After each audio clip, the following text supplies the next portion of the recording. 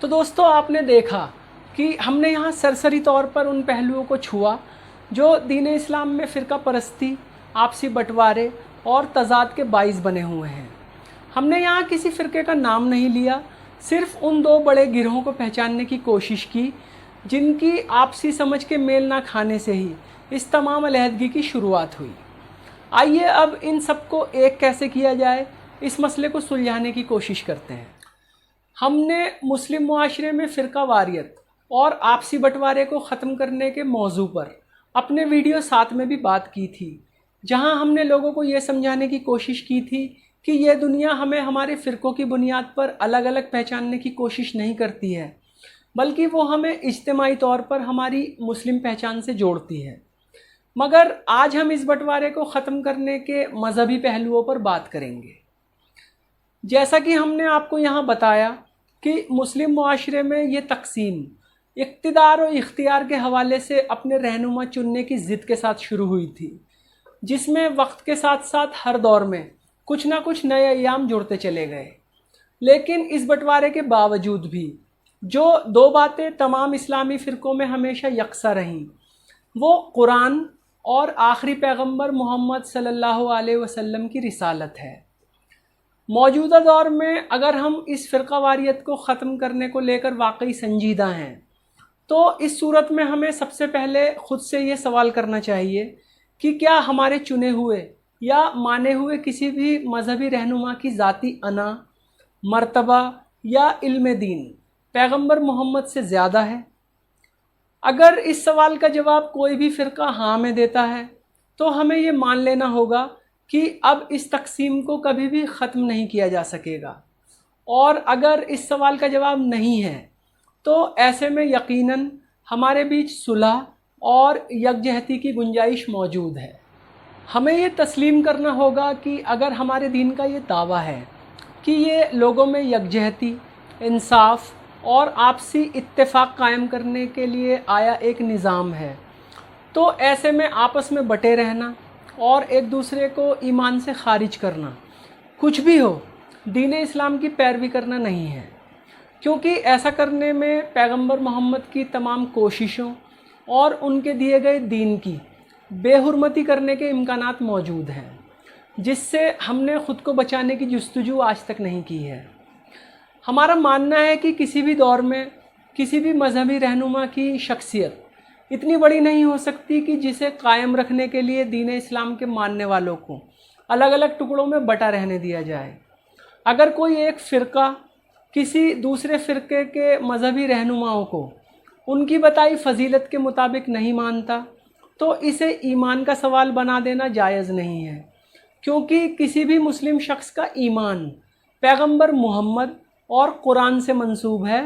کسی مذہبی رہنما یا ان کی پیش کی گئی حدیثوں سے نہیں۔ یہ بات نہ صرف پیغمبر محمد کے صحابیوں کے تعلق سے صحیح ہے بلکہ ان کے گھر والوں کے تعلق سے بھی صحیح ہے،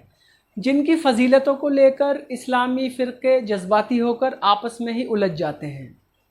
آج کے دور میں ہمیں اس سوچ کو خارج کرنے کی ضرورت ہے جو پیغمبر محمد کے بعد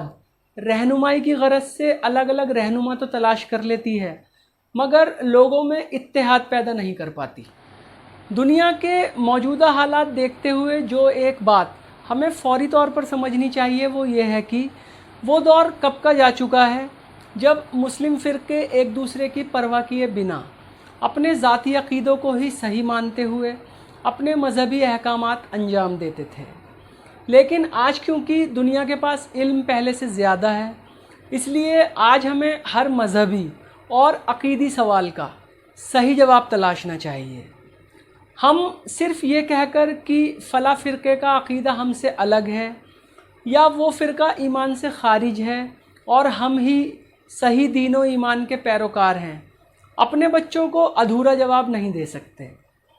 یہ طے ہے کہ آنے والے دور میں ہمارے بچے اور ہماری نسلیں اس تعلق سے اور موجودہ دنیاوی حالات کے تعلق سے ہم سے بہت سے مشکل سوال کریں گی جن کے موجودہ جواب انہیں ہرگز مطمئن نہیں کر سکیں گے۔ اس لیے ہمیں فوری طور پر ایک دوسرے کے فرقے کو سمجھنے اور ایک دوسرے کی مختلف مذہبی فکر کی عزت کرنی ہوگی، ताकि तमाम मुस्लिम मुआशरे के बीच एक इत्तेहाद कायम किया जा सके और अलग अलग टुकड़ों में बटे मुस्लिम मुआशरे को एक कर उसे मजबूती दी जा सके। एक दूसरे को कबूल करना, आपस में दोस्ती और रिश्ते कायम करना और एक दूसरे के फ़िरक़े में शादियां करना इस मसले का सबसे मुनासिब हल है, क्योंकि ऐसा करने से हम दीन की उस शर्त को भी पूरा कर सकेंगे जो हमसे एक ही सफ़ में खड़े होने का तकाज़ा करती है। इस सिलसिले में हर शख्स को किसी दूसरे की पहल का इंतज़ार करने की बनिस्बत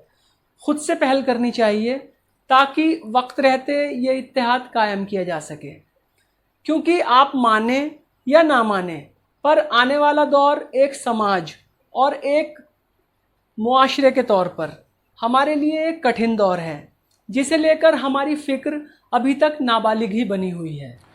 आखिर में हम यही कहेंगे कि किसी भी इस्लामी फ़िरक़े की कोई भी मज़हबी क़द्र किसी गैर कुरानी फ़िक्र से पैदा नहीं होती, और हर फ़िरक़ा अपने सही होने की पहली दलील कुरान से ही देता है, किसी और किताब से नहीं। ऐसे में सिर्फ़ कुरानी आयतों की तशरीह अलग अलग तरह से करना दीन इस्लाम के मानने वालों के बीच आपसी इख्तिलाफ़ की वजह नहीं होनी चाहिए। और अगर ये फिर भी है तो फिर हमें कुरान की डिकोडिंग यानी उसमें मौजूद राज़ व पैगाम को मुख्तलिफ़ इल्म के ज़रिए तलाश करना चाहिए,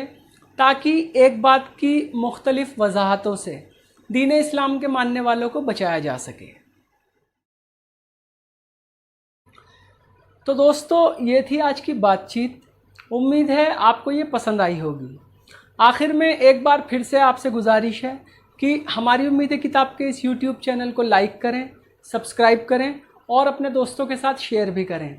साथ ही वो छोटी सी घंटी भी दबाएं जो हमारे हर नए वीडियो की ख़बर आपको देती है। अगर आप ऐसा करेंगे तो इससे हमें ऐसे ही और वीडियोस बनाने का हौसला मिलेगा। साथ ही साथ आपसे एक बार फिर से गुजारिश है कि हमारी उम्मीद किताब एक बार ज़रूर पढ़ें। ये किताब आपके जहन में उठने वाले बहुत से अनसुलझे सवालों के बेहतरीन जवाब देती है। हमारी उम्मीद किताब पाने का तरीका हम डिस्क्रिप्शन में दे रहे हैं। इसके अलावा आपसे एक गुजारिश ये भी है कि हमारे वीडियो के ताल्लुक़ से आप अपने फ़ीडबैक देना ना भूलें। तो दोस्तों, इस वीडियो को देखने के लिए आपका शुक्रिया। अगले वीडियो में आपसे फिर मुलाकात होगी।